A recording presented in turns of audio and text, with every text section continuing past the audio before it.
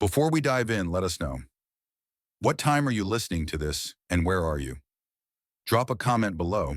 We'd love to hear from you. Now picture this.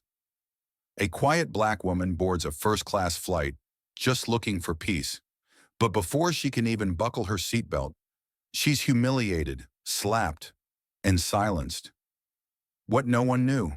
She once saved the CEO's daughter from a collapsed building, and today, he's waiting on the runway, asking for forgiveness.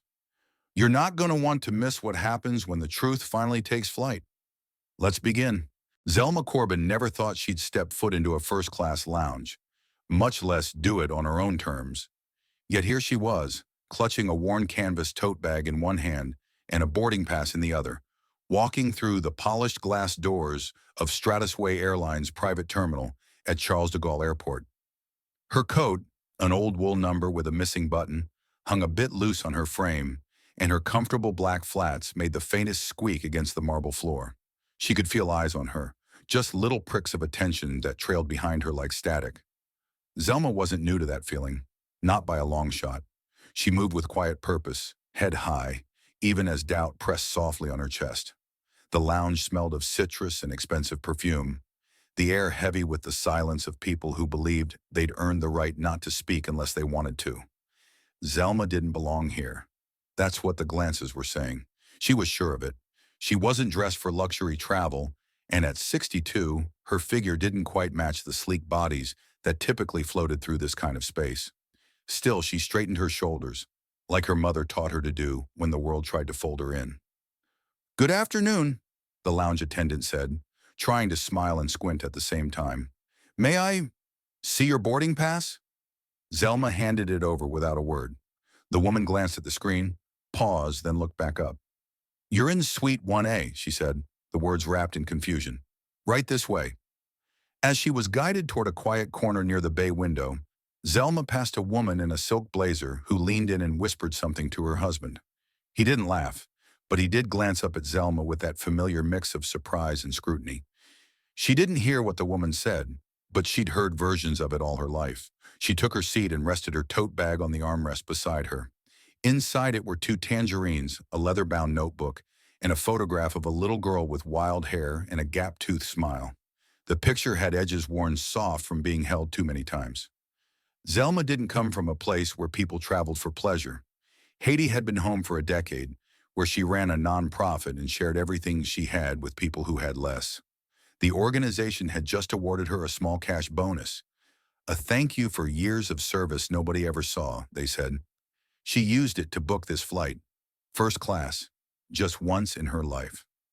Selma looked out the window, watched the gray clouds stretch across the sky, and tried to settle the knot in her chest. She reminded herself why she did this. For the girl in the picture. For the woman she promised she'd become. But even as she sipped the complimentary water they brought her, even as she adjusted the soft scarf around her neck, that old thought crept in. What if I don't really belong here? She looked down at her hands, worn and strong, and then out the window again. The runway was quiet. Everything felt suspended. And then, just like that, the silence broke. Somewhere behind her, the glass door clicked open, and a different kind of presence entered the lounge. Sharp, efficient, and tightly wound. Zelma didn't turn around right away. She didn't need to. She already felt it. Something, someone, was about to test her peace. Zelma hadn't even made it halfway down the jet bridge before she felt the air change. It wasn't the temperature, it was the atmosphere, like when someone walks into a church wearing the wrong kind of silence. Ahead of her, two flight attendants chatted quietly near the cabin door, their voices fading the moment they caught sight of her. One of them, tall, bone-straight hair, pulled back so tightly it almost seemed painful, stepped forward with a clipboard pressed tight to her chest. Her name tag read Tessa Kincaid. Her eyes skimmed over Zelma with the precision of a scanner, then narrowed just slightly. "Good morning," Tessa said, polite enough to pass as friendly. "May I see your boarding pass again?"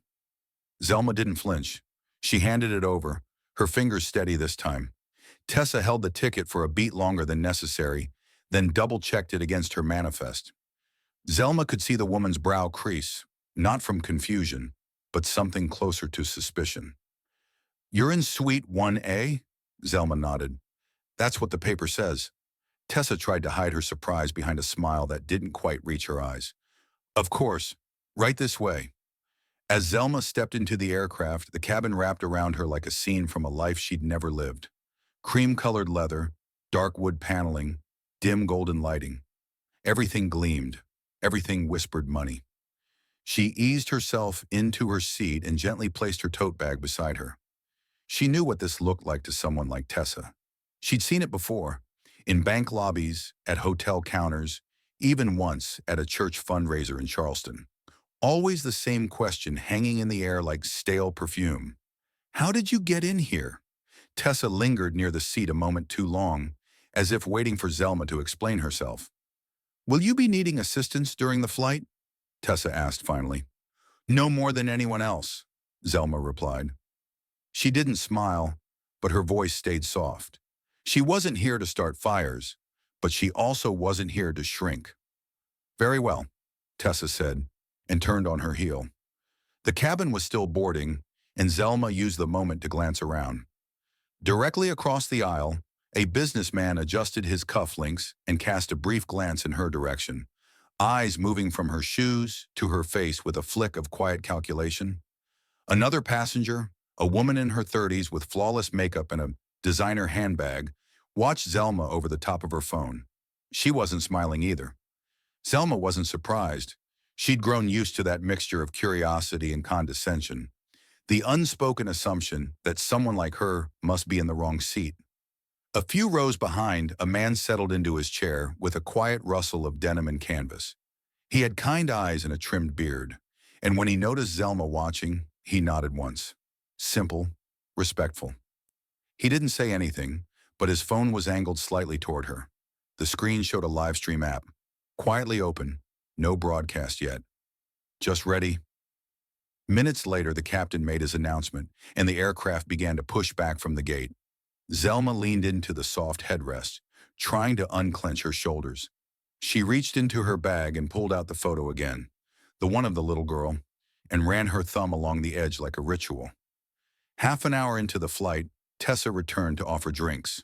Her steps were crisp, heels soft on the carpet. When she reached Zelma's seat, her smile was even tighter than before. Would you care for orange juice? She asked. Zelma nodded, then gently extended her hand to receive the glass. But the plane gave a tiny bounce just then, a harmless shift in altitude, and the juice sloshed over the edge, landing in a warm splash on Tessa's crisp white blouse. For a second, the world stopped breathing. Zelma's eyes widened. I'm so sorry, she said, already reaching for the napkin. Tessa stepped back like she'd been hit. I'll get this cleaned, she said, voice tight, clipped. Then she looked down at the wet stain spreading like a slow bruise across her uniform. Her hands didn't move, but her jaw did, just enough to clench. Zelma tried to hand her the napkin anyway. Please, let me. No, Tessa snapped. Just stay seated. Zelma froze. The man behind her raised his phone. No words, just one slow tap on the record button. Tessa turned without another word and walked briskly down the aisle, her shoulders sharp with anger. Zelma sat back, the napkin still in her hand, heart now knocking gently against her ribs. She didn't look around. She didn't want to know who saw. She already knew enough. From the back of the cabin, a quiet voice said, almost like a whisper to himself, "They're gonna regret treating you like this." Zelma didn't answer, but her fingers curled a little tighter around the photograph in her lap. Zelma didn't move for a while. The orange juice had dried into a tacky patch across her lap, and the napkin in her hand was now a soft, crumpled ball. She kept her eyes forward like she was watching something outside the window, even though the shade was down and there wasn't a thing to see. The cabin had returned to a hum of quiet, seatbelt clicks, muffled coughs, and the low thrum of the engines. But the energy was different now. You could feel it in the way people shifted in their seats. The air had grown tense, like a room waiting for thunder. In Zelma's mind, the moment kept looping.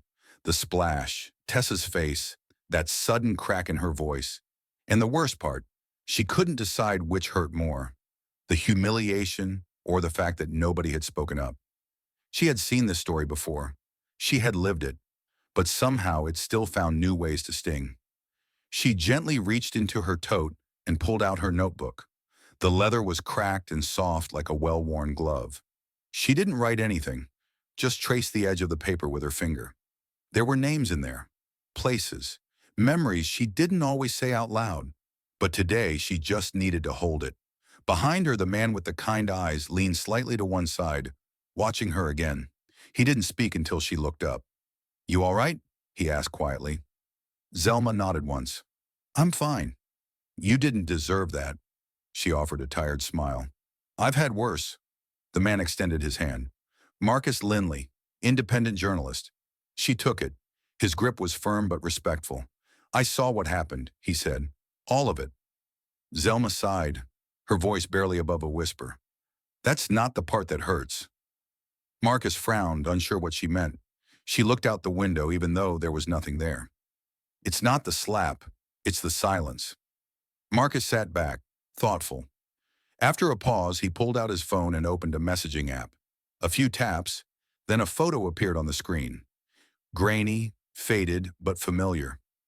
A little girl in a torn pink dress, wrapped in a foil blanket, held in the arms of a black woman whose face was half turned from the camera.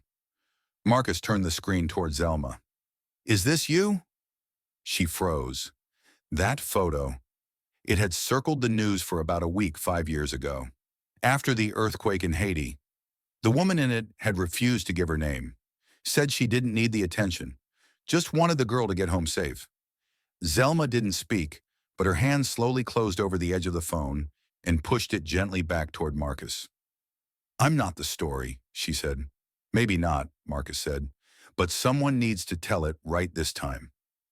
Down the aisle, Tessa returned with a fresh blouse and a clipboard tucked under her arm. Her posture was sharper now, every movement clipped and intentional. She passed Zelma without looking directly at her, but her jaw twitched just slightly when she spoke to the couple in the next row. "No service interruptions expected, folks," she said brightly. "We appreciate your patience." Marcus watched her, then leaned closer to Zelma. "You want me to stop recording?" Zelma stared ahead. "Not yet," she said. "Let's see who we're dealing with." At that moment, a soft voice came from the aisle. "Ms. Corbin?" Zelma turned to see one of the younger attendants, a woman with warm brown eyes and a nervous smile. Her name tag read Danielle. "I just wanted to check if you needed anything," Danielle said. Zelma looked at her closely, then shook her head. "I'm all right, but thank you." Danielle hesitated, then lowered her voice. "I saw what happened. If you need someone to talk to management later, I'll back you up." Zelma raised an eyebrow.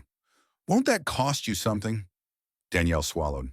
"Maybe, but silence costs more." Zelma looked at her for a long second, then reached out and gently touched her hand. "You hang on to that courage. It's rarer than diamonds." Danielle smiled and walked away, shoulders still tense, but head held just a little higher. Marcus leaned back in his seat and tapped his phone. He wasn't streaming yet, but he was ready. The internet connection on board wasn't strong, but the moment they landed, Zelma closed her eyes for a moment, just breathing. The engines hummed. The sky outside stretched on forever. And for the first time on this flight, she wasn't wondering whether she belonged. She was wondering how long it would take for the truth to land. The drink cart rolled softly down the aisle, and Tessa's voice carried in low, polished tones, greeting passengers like nothing had happened. She laughed once, too bright, too rehearsed, and Zelma could feel every word like a thorn-catching fabric. When Tessa reached Zelma's row, the smile dropped a notch. It wasn't gone, but it had cooled into something controlled, like a door held just barely ajar. "Miss Corbin," she said, "we seem to have had a mix-up. Your meal selection was rerouted. I'll have to check if we can get it back up to the front. Apologies for the inconvenience." Zelma folded her hands across her lap, steady as a stone. "I'm sure I'll survive," she said. Tessa didn't respond. She turned to the next seat with fluid efficiency, but her fingers curled slightly around the pen she used to mark her tablet. Marcus watched the exchange, eyes sharp beneath a calm expression. Zelma exhaled through her nose, slow and quiet. It wasn't the juice or the words. It was the weight behind them, the practiced way they chipped at a person, dull and deliberate. Not enough to bleed, just enough to bruise. Half an hour passed. When Zelma pressed her call button and asked softly for water, it took nearly 20 minutes before anyone responded. And when they did, it was Tessa again. "Water?" she asked, looking down at Zelma as though she'd asked for caviar. Zelma nodded. Tessa hesitated, then said, "I'll get to it when I can. We're a little short-staffed up here." Zelma blinked slowly. "Of course." But Marcus raised a brow. He stood and quietly stepped to the rear galley. A few moments later he returned, not with just water, but with a small bottle and a plastic cup, handed over with a shrug. "Turns out the back of the plane has no problem sharing," he said. Tessa appeared moments later, saw the water, and paused. Her lips pressed into a flat line, but she didn't speak. Zelma didn't say thank you out loud. She just met Marcus's eyes and nodded. "Something's shifting," he whispered. "The live stream is starting to get noticed." Zelma furrowed her brow. "Live stream?" He held up his phone discreetly. "Soft launch. Just a few thousand viewers so far, but the hashtag's catching steam." He turned the screen so she could see Yolana flying while Black Mar or Sweet One. Zelma sighed, the sound low and tired. "I didn't want attention," she said. "Just a little peace." Marcus nodded. "You might not get peace, but maybe someone else will because of this." Zelma looked down at the photo in her hand again. The little girl with the smile too big for her face. She remembered the sound of falling bricks, the smell of dust and sweat, the way her arms trembled as she carried the child through the rubble. That child never asked to be saved, and Zelma hadn't asked for thanks. She did it because it was right. Same reason she was sitting here now. A voice broke the moment. "Tessa." It was Danielle standing near the curtain dividing first class from the galley. "Can I talk to you, in the back?" Tessa looked annoyed but followed. Zelma watched them go. Marcus leaned slightly toward her. "She gonna back you up?" he asked. Zelma shook her head. "She doesn't owe me that." She offered. "She's got to decide what kind of person she wants to be. I can't do it for her." 10 minutes passed. When Tessa returned, her face was composed, but her hands betrayed her again, one thumb circling the base of her clipboard. Marcus checked his phone. The stream had crossed 50,000. Comments scrolled in like rain. One caught Zelma's eye. "That woman looks like the one who saved my cousin in Haiti. Anyone know her name?" Another popped up. "Why hasn't the airline responded yet?" And then quietly, "Sweet 1A. Remember her?" Zelma looked out the window, though the clouds offered nothing new. Still, the silence felt different now. Not empty, but full, like something was waiting just beyond the frame. And for the first time in years, she didn't feel invisible. She felt seen, and the world was watching. The captain's voice crackled over the intercom, announcing mild turbulence ahead. Most passengers didn't react, already accustomed to the occasional jostle in the sky. But Zelma, still holding the weight of something heavier than altitude, breathed in slow through her nose and braced herself for the kind of storm that didn't show up on weather radar. Tessa returned to her row, clipboard in hand, posture rigid. "I'll be doing a seatbelt check before we enter the bumpy stretch," she said flatly, not bothering with eye contact. Zelma nodded once, and without a word clicked her belt into place. But that wasn't what triggered it. The spark didn't come from the seatbelt. It came from the businessman in 1C, crisp shirt, gold cufflinks, probably a golf resort regular, who looked up from his tablet and said, just loud enough for several rows to hear, "Well, they're letting anyone into first class these days." The word sat in the air like a cough that no one dared acknowledge. Zelma didn't flinch. She didn't even blink. But Marcus, 2 rows behind, straightened in his seat and raised his phone a little higher. Tessa didn't say anything to the man. She didn't correct him or offer even a hint of disapproval. She just kept walking, checking belts, her silence a form of agreement dressed up as neutrality. When she returned to Zelma's row, she leaned in slightly and lowered her voice. "I'd appreciate it if you didn't cause any further disruptions." Zelma tilted her head. "Is sitting here a disruption?" Tessa's smile was thin. "Let's just keep things calm, shall we?" Zelma let the silence stretch a second longer than necessary before answering. "Maybe if you let people be seen, they wouldn't need to raise their voices in the first place." Tessa's eyes tightened. just slightly, enough to register that the blow landed. But she didn't respond. Instead, she turned back to the galley. Marcus leaned forward in his seat and whispered toward Zelma's brow. "You good?" "I've been good for 62 years, Zelma said. "I'm just tired of proving it." The plane dipped ever so slightly, nothing dramatic, just a gentle reminder that they were flying through air, not certainty. Then it happened. Tessa returned, this time without a clipboard. She approached Zelma again, this time with nothing in her hands but that controlled, professional smile. The one that said, "I'm doing my job and you're making it hard." "I'll need you to remain seated when the seatbelt sign goes off," she said. "We've had reports of disruptive behavior."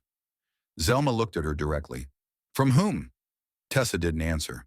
She just gestured vaguely behind her. "It's been noted." Zelma shook her head, calm but clear. "Number, what's been noted is that I asked for water and you brought me suspicion." For the first time, Tessa's mask cracked. Just a sliver. A pulse jumped in her jawline. Her eyes darted to Marcus, who was now openly filming. And then she did what nobody expected. She turned to Marcus and said, "Sir, I'm going to have to ask you to stop recording." Marcus didn't lower his phone. "You're on a public flight. There's no policy against it. Would you like to check with corporate before you make a call you'll regret?" Tessa's lips parted, but she didn't speak. She looked toward the cockpit, then back to Zelma. "I'll be speaking with security when we land," she said. "There's protocol for passengers who become aggressive." Zelma sat very still. "Is that what I am to you?" "You've made several remarks that could be interpreted as confrontational." Zelma didn't raise her voice. She didn't move in her seat. "Maybe you're just not used to women like me taking up space quietly." Tessa stiffened. The businessman across the aisle cleared his throat, but said nothing this time. Danielle, standing near the curtain, shifted her weight from one foot to the other, clearly uncomfortable. And then Marcus, still recording, said what the rest of the cabin was thinking. "This ain't about juice anymore." Zelma slowly turned toward the window again, the light from outside casting a soft glow across her face. In her lap, the old photograph had shifted, showing the smiling child full in the frame now. Tessa walked away, but this time, her stride wasn't smooth. It was sharp and uneven, like her thoughts were pulling in opposite directions. Zelma stayed seated, her hands resting on her thighs, heart steady. But inside, she could feel something rising. Not anger, not fear. Something older, deeper, resolve. The engines hummed like a lullaby meant for someone else. Zelma sat still, her palms resting gently on the armrests, breathing like she had learned to, slow and steady, just like when the walls shook back in Haiti and all she had was faith and instinct. Tessa hadn't returned since their last exchange, but the tension hadn't left. It sat in the aisle like a third passenger. Danielle moved through the cabin, quieter now, more measured, her smile smaller. The businessman in 1C kept his eyes on his screen, but his posture had shifted, less relaxed, more observant. Marcus stayed in his seat, still recording. The number on his live stream had ticked past 200,000. When Tessa finally appeared again, her hands were empty, but her jaw was set. She walked directly toward Zelma's seat. Her voice was even, too even. "Ms. Corbin," she said, standing stiffly, "for the safety and comfort of all guests, I'm going to ask you not to interact with the crew for the remainder of the flight." Zelma looked up, slow and measured. "I asked for water, and I asked to be treated like everyone else." "And that's exactly what's happening," Tessa replied.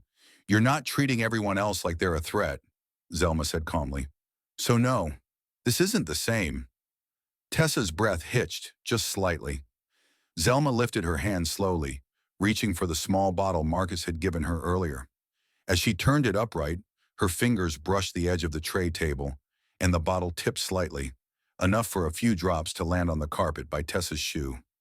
Tessa flinched. "You need to be more careful," she snapped. Zelma held the bottle firmly and looked her in the eye. "I am being careful. You just don't like that I'm still standing up while sitting down." That was it. Tessa's face twisted. Not a lot. Not enough for anyone to gasp. But her hand moved. Too fast. Too sharp. And then, before anyone had a chance to blink, she slapped Zelma across the cheek. The sound cracked the air like a firecracker in a church. Everything stopped. A fork clattered to the floor in the back row. A child's quiet hum faded into silence. Even the cabin lights seemed to dim with shock. Zelma didn't move. Her head had turned slightly from the impact, but she slowly brought it back, her eyes focused, her breathing even. One cheek was already beginning to turn a soft, angry red. Marcus stood up so fast his chair snapped backward. "I got all of it," he said. His voice wasn't loud. It didn't have to be. A woman 3 rows back gasped audibly. "Did she just hit her?" Danielle rushed forward, eyes wide, hands open, voice trembling. "Tessa, what are you doing?" Tessa blinked, suddenly looking down at her own hand like it wasn't hers. She made a movement toward me. "No, she didn't," Marcus barked. "Everyone saw it. You hit a 60-year-old woman for talking." Tessa stepped back, her face pale now, panic flickering behind her eyes. Danielle looked at Zelma. "Are you okay?" Zelma nodded slowly, fingers resting gently against her cheek. "I've been hurt worse." "But not like this," Marcus muttered, still holding the phone high. "Not in front of 500,000 people." Tessa looked around the cabin, suddenly realizing she wasn't the one in control anymore. A man in business class had pulled out his phone too. A woman near the galley whispered to a flight attendant, who immediately walked off toward the cockpit. Zelma reached into her tote and pulled out a fresh napkin. She dabbed gently at her cheek and then turned to Marcus. "How many people are watching?" she asked softly. Marcus glanced at the screen. "Over 400,000. Zelma nodded, then looked directly ahead. "Then let them watch." There was no anger in her voice, no fire, just something solid, heavy like stone, but warm like memory. The intercom clicked. The captain's voice came on, calm but serious. "We've been advised to hold all crew positions. Security will meet us upon arrival at JFK. No one is to deplane until instructed."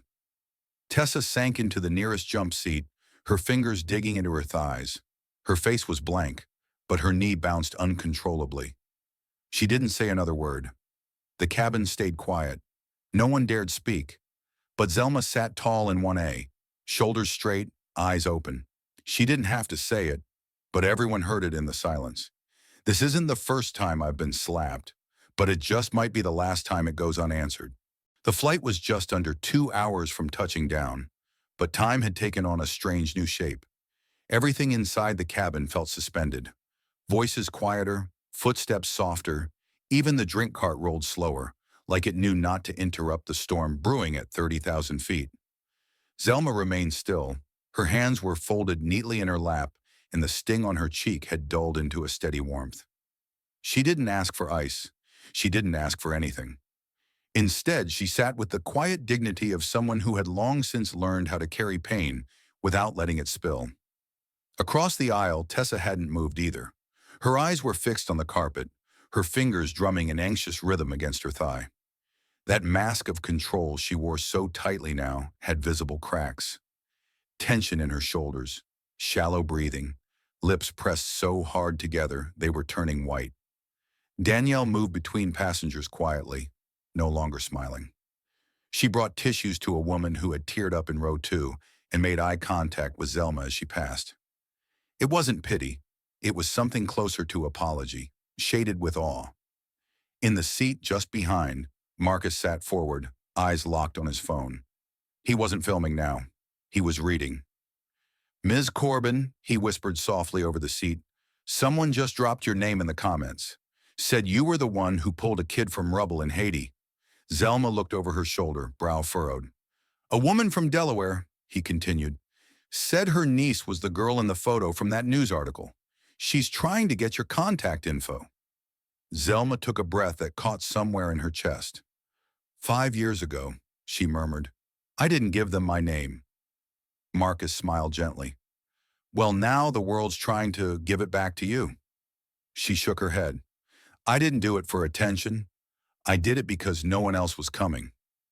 Marcus looked down, then back up. "You think maybe, just maybe, it's okay for people to finally know who you are?" Zelma didn't answer, but her gaze drifted to the seat back in front of her. Somewhere deep in memory, bricks were falling, dust was thick, and a tiny hand had clung to her shirt with everything it had left. Tessa stood abruptly, all eyes turned. She walked down the aisle, fast toward the rear galley, where she disappeared behind the curtain. No one followed. Danielle hesitated, then made her way up the cabin to Zelma's row. "I think she's having a panic attack," Danielle whispered. "She's in the back, shaking." Zelma didn't flinch. "Maybe she's meeting herself for the first time." Danielle looked away for a moment, then asked, "Do you want me to file the incident report on your behalf?" "The airline will ask." "You don't have to do anything." Zelma's fingers toyed with the corner of the photograph in her lap. She looked down at the little girl's smile, fierce and unguarded, and then back up. "No," she said. "If I speak, it's going to be in my own words. When I'm ready." Danielle nodded slowly. "Understood." As she turned to go, Marcus stood again. "Hey," he called gently. "Would you be willing to go on record? Just a short interview? Before we land?" Zelma looked at him, really looked, like she was weighing more than the question. "You still filming?" "Not live," Marcus said. "Just me. Just us. Honest." Zelma hesitated. Then she motioned to the empty seat across from her. "All right," she said. "Let's tell it right." Marcus sat down, pressed record, and set the phone on the tray table between them. "What's your name?" he asked. "Zelma Corbin." "And where are you coming from today?" She smiled just a little. "From Paris, but that's not where the story starts." Marcus raised an eyebrow. "Where does it start, then?" Zelma looked down at her hands, creased, strong, brown as the earth she'd buried children in and lifted hope from. "It starts the moment people stopped expecting someone like me to be a problem and realized I was part of the solution all along." From the back of the cabin, Tessa's voice could be heard. Low, shaky, she was speaking to someone, another crew member maybe, or dispatch through the internal comms. Her words weren't clear, but her tone was full of something new: fear, remorse, recognition. Zelma didn't look back. She didn't need to anymore, because this time her voice wasn't rising out of anger. It was rising because silence had already done enough damage. The seatbelt sign pinged on overhead, and the captain's voice filled the cabin with practiced calm. "Ladies and gentlemen, we've begun our initial descent into JFK. Please remain seated and ensure your tray tables are in the upright position." But nobody was thinking about tray tables. The air had shifted again. It wasn't just the pressure change. It was the weight of everything unsaid, everything recorded, everything felt. Passengers weren't chatting, weren't scrolling. They were watching. Not just Zelma, the crew, each other. The story unfolding inside the fuselage, inching closer to a landing none of them would forget. Zelma looked out the window, her reflection faint in the glass. She could see the outline of the city in the distance, lights like scattered embers blinking up at her. She'd been here 100 times, but this arrival felt different, like the landing wasn't just a physical one. It was emotional, historical even. Across from her, Marcus quietly packed away his phone. "I just got a message," he said. "A producer from a national network. They want to talk. They want your story." Zelma raised an eyebrow. "They want it now?" "They want it before it cools down. That's how the news works." Zelma let out a short breath, part laugh, part weariness. "I'm not a trend, Marcus." "No," he said. "You're a moment people don't want to forget." Zelma turned back toward the window. The city grew closer, more defined. She could almost count the rooftops. "What happens when the cameras move on?" she asked softly. "What happens when the story isn't fresh anymore?" Marcus didn't answer right away. Instead, he leaned forward slightly. "Then we make sure it's not just a story. We make it a shift." Just then, Danielle approached again, this time with a different look in her eyes. Not the cautious kindness from earlier, but a steady focus. She knelt slightly beside Zelma's seat, lowering her voice. "Ms. Corbin," she said, "corporate's already on the line. There's a team waiting at the gate. Security's been briefed. But there's more." Zelma turned toward her. "More?" Danielle hesitated. "The CEO, Everett Landale. He's on the tarmac. He asked to board the plane personally." Marcus blinked. "That's not normal." "No," Danielle said. "It's not." Zelma sat back in her seat. "So, they're not just reacting. They're trying to contain it. Danielle nodded. I think they know who you are now. From her seat, Zelma could just barely make out the glint of black SUVs lining the private runway lane below. Dark coats, movement, a cluster of executives and officials waiting with more tension than ceremony. She exhaled slowly. They're not ready for the answer I'm going to give. Danielle tilted her head. And what answer is that? Zelma looked straight ahead, the skyline of New York inching closer in the distance. They want a quiet statement, an apology behind a door. But that's not how you fix something that broke in public. Danielle gave a faint smile. You plan on speaking? Zelma nodded. Not just for me. For every person who ever shrank themselves to fit a space someone else decided was too good for them. Marcus sat upright again, clearly typing. Do you mind if I keep filming when we land? You do what you need to do, Zelma said, but I'm not reading off anyone's script. She opened her tote and pulled out a folded paper. It was the original itinerary from the nonprofit's office, still creased and stained from the trip. She ran her fingers over the lines. Funny, she whispered, how you buy a ticket expecting one thing and end up arriving somewhere completely different. Outside, the wheels touched down with a subtle thud. The cabin jolted ever so slightly, then steadied. The hush returned, deeper now. Everyone knew the landing didn't mean it was over. As the plane rolled to a stop near the private terminal, the engines winding down, the lights of the terminal bathed the fuselage in a golden glow. Through the window, Zelma saw a figure step forward from the line of SUVs, a man in a long coat, purposeful in his stride. Danielle leaned in one last time. Ms. Corbin, they're about to open the door, and they want to escort you out the side entrance, discreetly. Zelma looked up, not shaken, not surprised. Tell them no, she said quietly. If they want to talk to me, they'll do it where the whole plane can hear. And then she gathered her things, slowly, calmly, without drama, placed the photograph back into her bag, stood up, and faced the aisle. She wasn't just ready to walk off a plane, she was ready to walk into history. The aircraft door hadn't opened yet, but the air inside the cabin felt thinner, tighter, like it was waiting to exhale. No one stood. No one reached for their bags. The usual rustling that followed touchdown was replaced by a hush that clung to every seat and tray table. Zelma remained on her feet at the front of the cabin. She wasn't trying to draw attention. Attention had already come. She just stood the way she'd learned to in every crisis she'd ever faced. Upright, centered, unshaken. From the corner of her eye, she saw Marcus tilt his phone, the red record dot glowing steadily. He didn't speak. He knew the story didn't need words right now. It just needed truth. The door finally hissed. It cracked open with the slow, deliberate movements of something more than routine.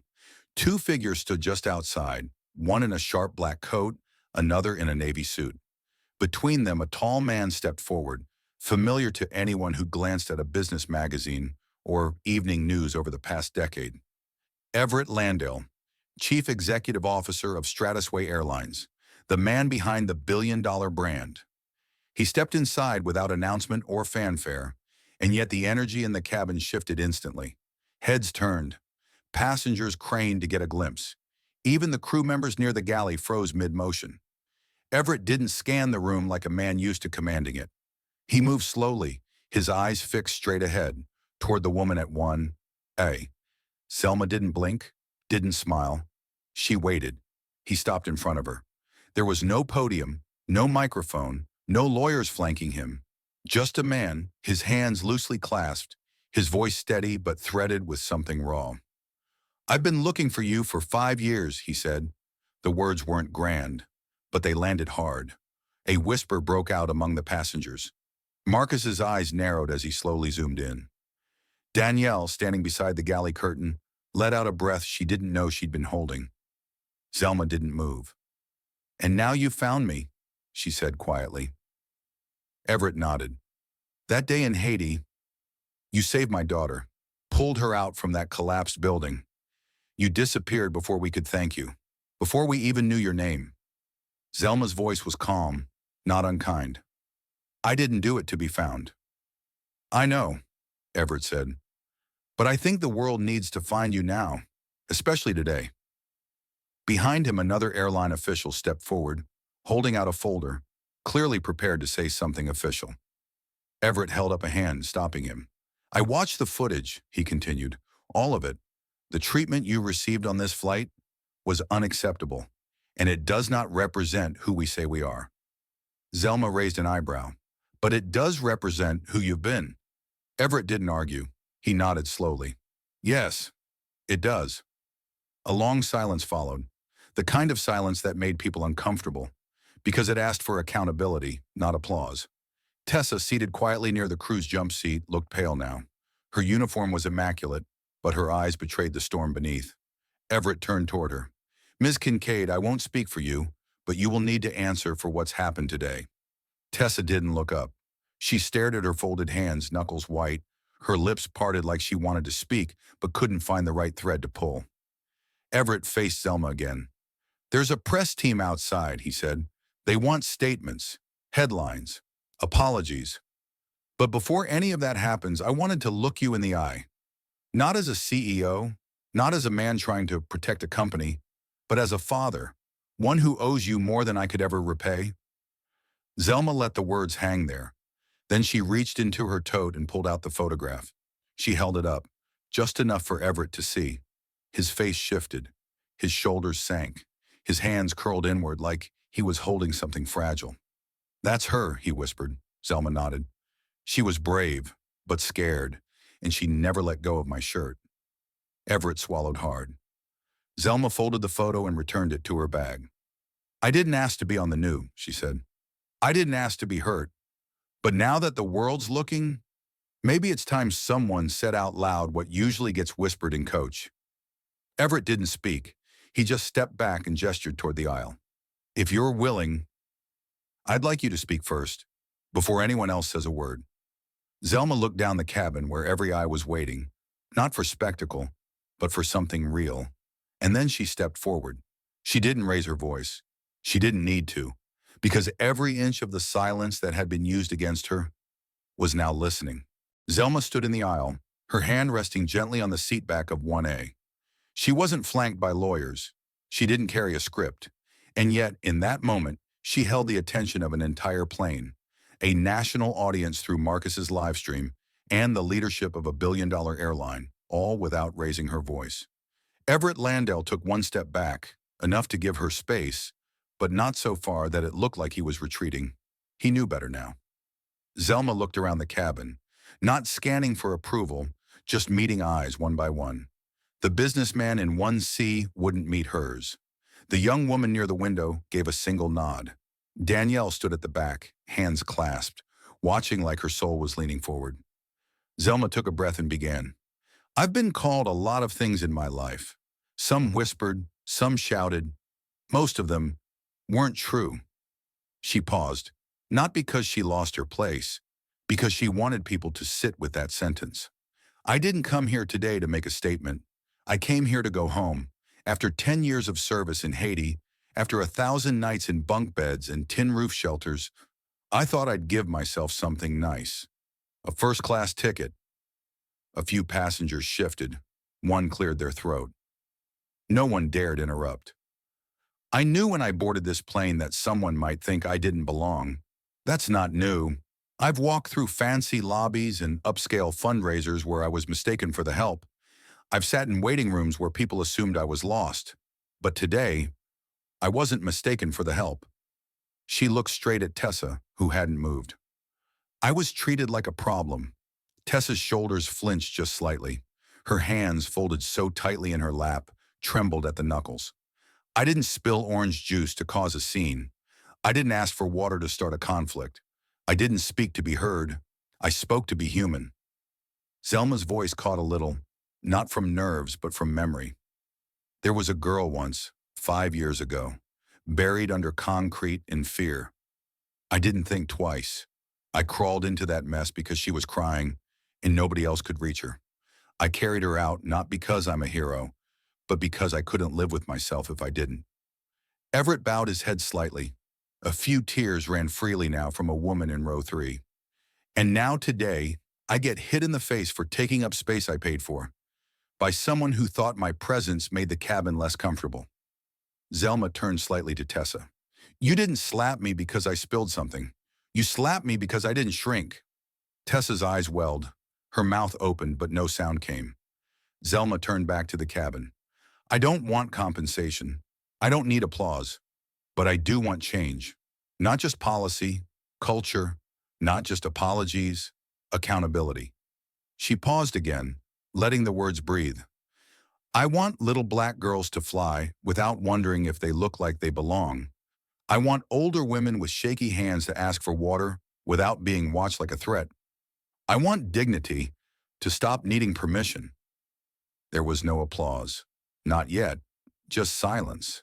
Still, sacred, heavy. The kind that follows truth. Everett cleared his throat gently. Ms. Corbin, he said, stepping forward, on behalf of this airline, and as the man whose daughter wouldn't be here today without you, I offer the deepest apology I know how to give. And more than that, our commitment. He gestured toward the back of the plane, where a woman in a dark suit stepped forward. She carried a slim folder and a microphone. She nodded at Zelma, silently asking for permission. Zelma looked to the aisle, where two uniformed airport officials now waited near the open aircraft door. No back exit, she said. No press room behind a curtain. Everett smiled faintly. Then may I walk with you? Zelma gave a slight nod. As long as we walk through the front. He extended his arm, not as a show, but as a gesture of shared ground. Zelma didn't take it. Instead, she turned to Tessa. You coming? She asked, not unkindly. Tessa blinked. Her face was pale, lips trembling. Why? Zelma's gaze was steady. Because the cameras are rolling, and you get to decide if they show you hiding or learning. Tessa stood, slow and unsteady. She wiped her eyes with the back of her hand and stepped into the aisle. Her legs shook slightly, but she didn't stop moving. Together, the three of them walked toward the open door. As they stepped out into the morning light of JFK, the flash of cameras burst like popcorn. Marcus hit end on his live stream and watched the viewer count freeze at 712,000. He looked down at his phone, at the image frozen on screen. Zelma standing tall, sunlight on her shoulders, walking down the stairs with the kind of strength that doesn't come from volume, but from survival. And above the image, the caption, "The woman who refused to shrink." The press conference wasn't on a stage. There were no podiums, no logos plastered on the walls, no row of executives in matching suits reciting pre-written statements. It took place right there on the tarmac, under the sharp light of a late morning sun, with the roar of other jets taking off in the distance, and a dozen microphones held out by hands from every major network. Zelma stood with both feet planted on the concrete, a breeze tugging gently at her scarf. The terminal glass behind her reflected the tail of the plane she had just stepped off, still parked like a monument to everything that had gone wrong, and everything that might still be made right. To her left stood Everett Landale, sober-faced, his tie slightly askew. To her right, at a short distance, stood Tessa. No uniform now, just a navy sweater, her badge no longer clipped to her collar. The first question came quickly, from a reporter near the front. Ms. Corbin, would you like to see the flight attendant involved fired? Zelma didn't blink. I'd like to see her changed, she said. Firing someone doesn't erase what happened. It just moves the problem somewhere else. There was a murmur in the crowd. Another voice called out, Do you plan to sue the airline? Zelma looked at Everett. I don't need a lawsuit to prove my worth, she said. I need to know this won't keep happening to someone else. Everett nodded quietly. His voice came in low but clear.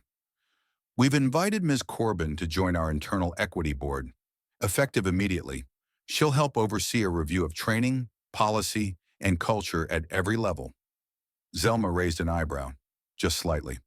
No token roles, she added. No photo ops. If I'm in the room, I'm there to work. Another round of questions followed about compensation, public image, legal exposure. Zelma answered only the ones that mattered to her. The rest she let fall to the tarmac like loose paper in the wind. Then came a softer voice from a young black woman near the back. What would you say to the little girls watching this at home? Zelma smiled gently, not performatively, just something that rose up out of her like a memory resurfacing. I'd say, you don't have to apologize for taking up space, she said. You don't have to whisper your needs or shrink your voice just to survive. She looked directly into one of the cameras. And when the world tries to push you back into the shadows, walk straight into the light. They might not be ready, but you are. A beat of silence, then a single clap, then another, then more. It wasn't thunderous. It wasn't staged. It was real. When the press was ushered back and the crowd began to thin, Everett stepped closer. We'll be in touch about the board, Aram, Adiyad, he said, and the scholarship we talked about. We'd like to name it after you. Zelma gave him a long, quiet look. Not after me, she said. After the girl, the one in the picture. Everett swallowed hard. She'd like that. Then she turned to Tessa, who hadn't said a word since stepping off the plane. Her face was blotchy now, streaked from tears she hadn't bothered to hide. Zelma spoke softly but with weight. You know what happens next is up to you, right? Tessa nodded once. I've already resigned. Zelma nodded too slowly. That's a start. Tessa's voice cracked. I don't expect forgiveness. I'm not offering it, Zelma replied gently. But if you're serious about learning, start by listening. Tessa didn't argue. She just nodded again, this time with something steadier in her eyes. Zelma reached for her tote bag and slung it over her shoulder. A car waited nearby, but she didn't move toward it just yet. Marcus approached from behind, holding his phone but not recording. You good? He asked. Zelma looked out across the airport, people boarding flights, ground crews moving like ants, the whole machine of travel churning forward. Yeah, she said, I think I'm finally ready to go home. As she walked away from the press, the cameras, and the wreckage of one woman's abuse of power, she didn't feel like a survivor. She felt like a builder. Because the world didn't change with hashtags or apologies alone. It changed when people like her refused to sit back down. The black sedan waiting by the curb wasn't flashy, but it stood out, sleek, quiet, like it knew its job was to carry someone important without announcing it. Zelma didn't head straight to it. She walked at her own pace, not slow, but deliberate, like every step was hers to claim. The reporters had backed off, the executives had retreated to their conference rooms, but people were still watching. Airport employees leaned slightly out of doorways. Ground crew paused by their carts. A young woman in a neon vest raised her phone discreetly, recording not for clicks, but because she wanted to remember the moment. Beside Zelma, Marcus kept pace. He didn't ask questions. He didn't hold his phone up. He just walked, quiet and present. A few yards behind, Tessa followed. Not because she was told to, but because she needed to. She wasn't sure why yet. Maybe to see where the road would end. Maybe because Zelma had invited her, not with warmth, but with truth. As they approached the curb, a man stepped forward holding a small folder. Ms. Corbin, he said, extending it gently. From Mr. Landale. Zelma took it, unsure what to expect. Inside, a single sheet of stationery, hand-signed. A lifetime membership with Stratusway Airlines. No expiration, no limitations. Just one sentence at the bottom. Not because you need it, because now you own the sky. Zelma folded the paper, slipped it into her bag, and let the moment rest. She wasn't looking for grand gestures, but she could appreciate a good one when it was offered sincerely. Marcus opened the door for her, but before stepping inside, Zelma paused and looked back toward the terminal. Through the glass, she saw passengers moving, boarding, rushing, living. Life had already gone back to its routine, but a few of them stopped when they noticed her. One woman mouthed, "Thank you." A man gave her a solemn nod, and then, through the rotating doors, a little black girl with pink barrettes and white sneakers came into view. She wasn't part of any news crew, just traveling with her mother. She saw Zelma and tugged her mother's coat. "That's the lady, Mama." Zelma smiled and gave a gentle wave. The girl beamed. Her mother, a little flustered, mouthed, "Is it okay?" Zelma nodded once. The girl walked closer, shy but determined. "Thank you for not letting them push you out," she said softly. Zelma crouched slightly to meet her eye. "You remember that when someone tries to push you too, all right?" The girl nodded hard. Then just before climbing into the car, Zelma turned back to Tessa, who stood nearby with arms crossed, unsure of what to do with them. You have a story now, Zelma said quietly. A hard one. That's not the worst thing. But what you do with it next, that'll decide whether it stays a wound or becomes a lesson. Tessa nodded, her throat tight. I want to start over. Zelma looked at her, the afternoon light hitting her face just right. Then start by listening more than you speak. No bitterness, no grandstanding, just the kind of grace that's earned, not given.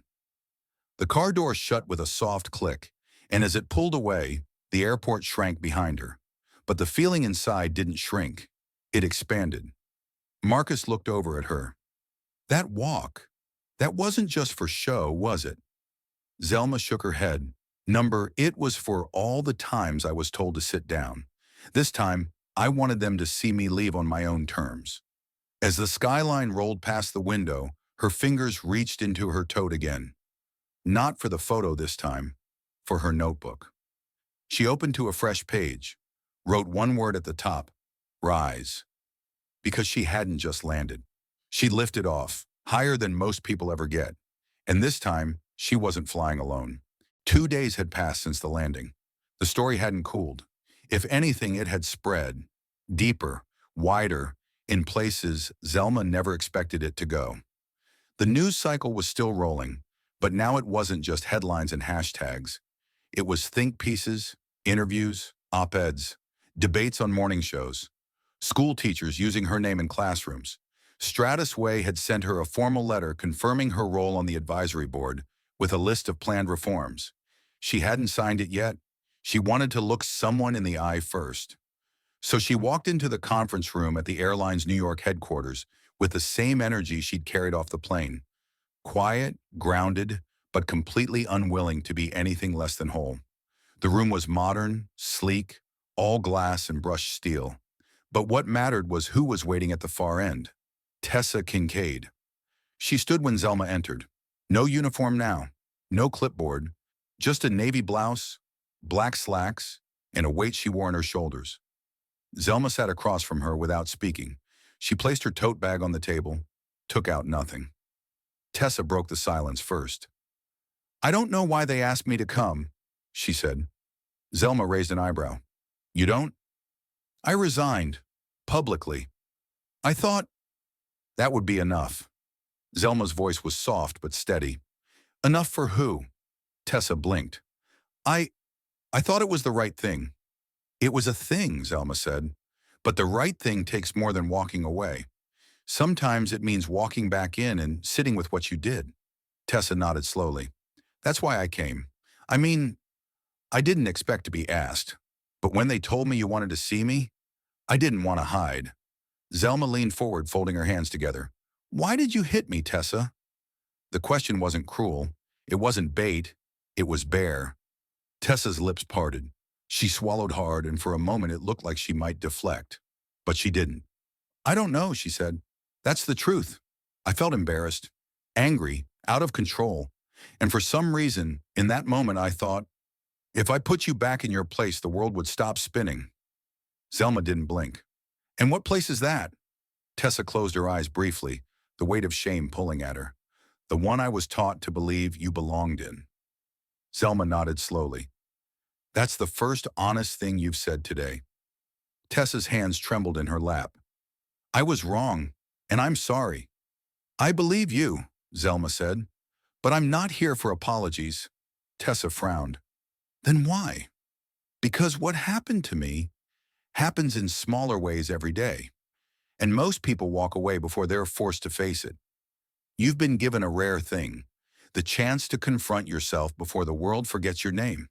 Tessa looked up. What am I supposed to do with that? Zelma shrugged. That's up to you. But if I were you, I'd start talking to people who've lived on the other side of your decisions. I'd start asking questions, not giving speeches. I'd let the discomfort teach me something.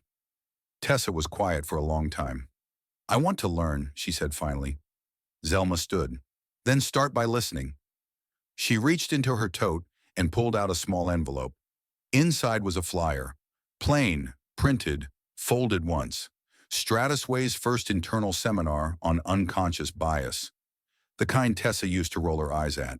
I'm speaking next week, Zelma said, handing it over. Not as a victim. As a voice, Tessa looked at the paper, then up at her. Do you want me there? She asked. Zelma gave a soft, knowing smile. I want you in the front row, and I want you to stay quiet until you have something to say that costs you something.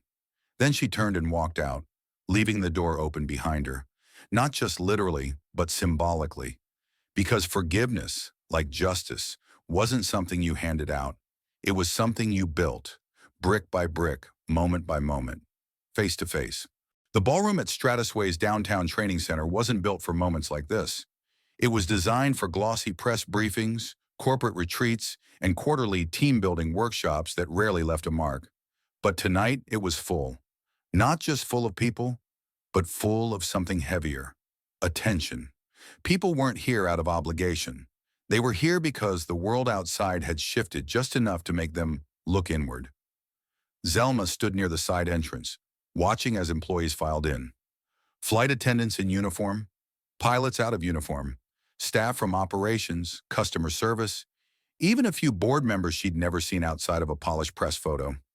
There was a hush in the room, the kind that meant people weren't sure what they were walking into.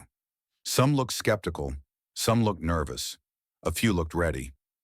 Marcus stood near the back, hands in his jacket pockets, not filming, just watching. Danielle waved to Zelma from a row near the front, and then in the second row, Zelma saw her. Tessa, no media, no cameras, just her, sitting with her shoulders slightly curled inward. Hands in her lap, eyes focused. Good, Zelma thought. She came for the right reason. The moderator stepped up to the podium. Tonight we begin a new chapter for Stratusway, he said. We'll be discussing culture, equity, and accountability. And our first speaker doesn't need a title to be heard. Then he stepped aside. Zelma walked slowly to the center of the room. No slides, no presentation, just her voice. She looked out at the crowd and let the moment breathe. I'm not here to talk about policy, she began. I'm here to talk about patterns. There were no murmurs, no shuffling. The room leaned in. Patterns show up in small ways. The way you ask someone for their ID twice. The way you look surprised when they sit in first class. The way you say ma'am but don't mean it. She paused, letting the room shift under the weight of recognition. I spent most of my life in places where dignity was something you had to fight for. And when I bought that ticket to fly first class, I wasn't looking for luxury. I was looking for rest. What I got was a reminder that some people still see my presence as disruption. A few heads dipped. But here's what I've learned, she continued. The problem isn't always who we are. Sometimes it's who we've been told to be afraid of. And until we name that, we can't change it. In the second row, Tessa sat motionless. Her fingers clutched the flyer Zelma had given her 2 days earlier. I don't want another training module, Zelma said. I want real conversations, with real consequences. I want people to get uncomfortable, to ask questions like, why did I assume that? Or, what story have I been telling myself about people who look different from me? She looked at the back of the room, at Marcus. And I want those of you with cameras, platforms, voices, to use them with care. Don't just capture pain, capture growth. Danielle wiped a tear. She wasn't the only one. Zelma took a breath. I'm not standing here today because of what happened on that plane. I'm standing here because of what didn't happen. No one stood up. No one said, that's not okay. Silence did more damage than the slap ever could. She looked around once more. So I'm asking you, not as an employee, not as a consultant, not even as a survivor, but as a witness, please, break the silence. Speak when it's uncomfortable. Stand when it's easier to sit. And when someone like me walks onto a plane, don't ask yourself, how'd she get here? Ask yourself, what can I learn from her being here? There was no applause yet, just stillness. Then from the second row, Tessa stood, not tall, not proud, just honest. She raised her hand, not for attention, but for permission. Can I say something? Zelma nodded. Tessa stepped forward slowly, her voice unsteady but sincere. I thought power came from order, from control. I didn't realize it also comes from listening, and I didn't realize how much harm silence could do until I heard what it sounded like after I caused it. She turned to the crowd. I don't expect you to forgive me, but I do promise I'm not going back to who I was. There was no applause, not yet, just understanding. And sometimes that was louder. Later that evening, as the room emptied and staff quietly folded chairs, Zelma stood at the window overlooking the city skyline. The lights below sparkled like distant memories. Marcus came up beside her. So what now? He asked. Zelma smiled softly.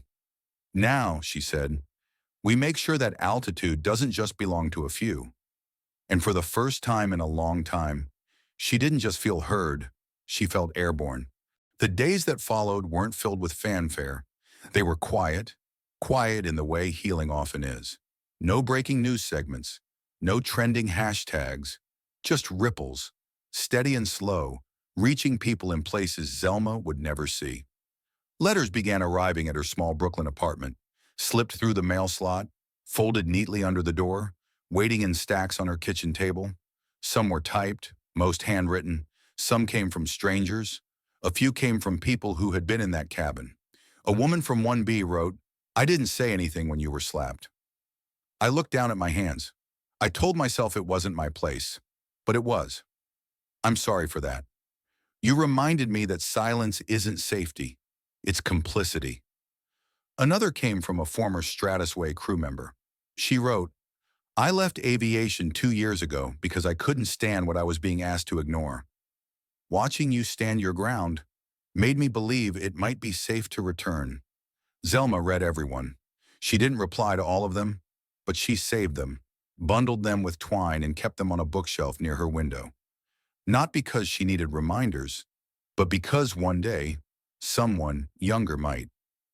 Her days returned to rhythm, morning coffee, walks through Prospect Park, Sunday calls with friends.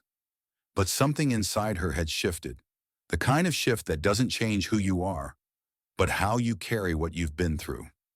At Stratusway headquarters, changes began to take root. The board approved the Zelma Corbin Fellowship, a new training and leadership program for women of color entering aviation, not just as flight attendants, but as pilots, engineers, executives.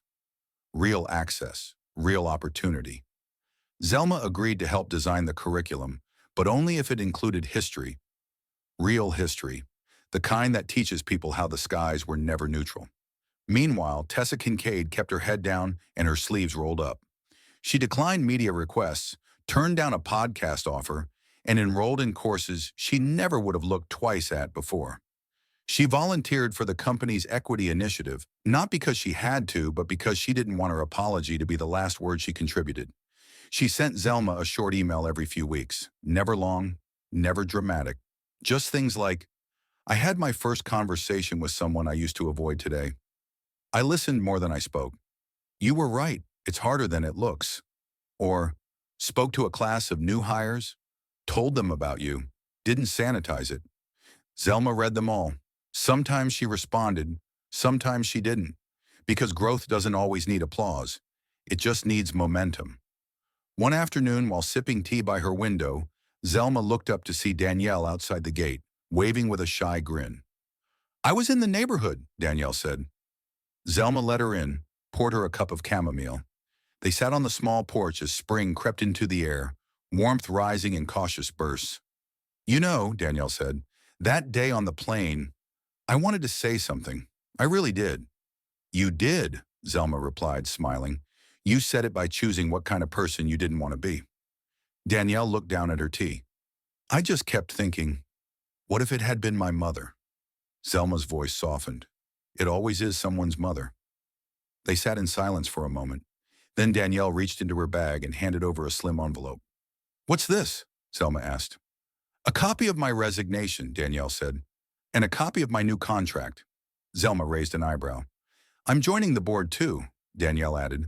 The diversity and training wing. They offered me a seat. I said yes. Zelma chuckled. Careful, that's how they get you. Danielle grinned. Well, now they've got the right people in the room. As the sun dipped lower, casting long shadows across the porch, the two women talked about everything and nothing. How healing doesn't come with a headline. How justice feels less like lightning and more like light rain after drought. And when Danielle left, Zelma stayed in her chair a while longer, watching the sky above the rooftops, streaked with lavender and gold. The same sky she had once flown through, wondering if anyone would ever see her for who she was. Now? Now they did. But more importantly, now she saw herself. Zelma didn't expect the letter.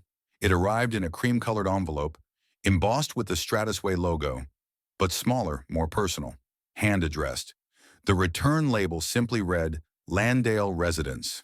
Inside was a short note, written in careful script. Zelma, I told my daughter the truth today, about Haiti, about the woman who carried her when I couldn't. She wanted to meet you. If you're ever in Seattle, our home is yours. With gratitude, Everett. She read the note twice, then folded it gently and placed it beside her mug of warm milk. The night was quiet in her Brooklyn apartment. Soft jazz hummed low from an old radio. The curtains swayed slightly with the breeze from a cracked window. She thought about Everett's daughter, about how different her life must be now, how memory, when shaped honestly, becomes legacy, and how the story she never wanted anyone to know had become something other people were now building better things from. That she could live with. A week later, she boarded a flight again. First class, but this time not alone. Marcus walked beside her through the terminal. He wasn't filming, just carrying his bag and a book of notes from the sessions they'd been co-hosting around the country. You think they'll listen this time? He asked. Zelma smiled, slow and knowing. Some will, some won't. But I'm not talking for applause. Their seats were side by side, 1A and 1B. She stowed her tote, sat down and pulled out her leather notebook. The flight attendant, young, Latino, maybe late 20s, approached with water and a calm, respectful tone. Welcome aboard, Ms. Corbin. If there's anything you need, I'm here. Zelma looked up at him and said, Just keep flying straight. He smiled. Yes, ma'am. The plane taxied, lifted, climbed. Through the window, the clouds opened like soft curtains. The sky, limitless and untouched, felt different now. Not because it had changed, but because she had. Zelma reached into her tote and pulled out that same photo. The little girl, the rubble, the wild hair, and those determined eyes. She smiled at it, then at nothing in particular. Marcus noticed. What are you thinking about? Zelma looked back at him, eyes warm but focused. I'm thinking about how many times I was told to stay in my place, how often I was asked to move, to wait, to quiet down. She looked out the window again, and somehow I still ended up higher than they ever imagined. Marcus nodded, then turned to glance around the cabin. A few rows back, a woman of color was reading an article on her tablet. Zelma could just make out the headline, How One Black Woman Changed the Skies for All of Us. Below it, her own face, not posed, not polished, just her, mid-sentence, mid-truth. As the plane leveled, the captain's voice came over the intercom. Ladies and gentlemen, we've reached cruising altitude. Zelma leaned her head back, closed her eyes for a moment, and let the hum of the engines fill the quiet. She thought of her mother. She thought of the girl in Haiti. She thought of every person who had ever sat down in the wrong seat and been told to leave. And then she thought of what it meant to rise anyway. Not because you were allowed to, but because you finally understood. You never needed permission in the first place. The seatbelt light blinked off. The sky stretched open, and Zelma Corbin soared. What would you have done if you were on that flight? Would you have spoken up or stayed silent like most of the cabin? Zelma's story reminds us that silence can wound just as deeply as words, and that dignity isn't something we earn. It's something we carry. Let us know in the comments. Have you ever witnessed someone being mistreated, and what did you do? We'd love to hear your story, and if this story moved you, don't forget to subscribe and hit that bell, so you never miss another true tale that deserves to be heard. Until next time, keep standing, keep rising,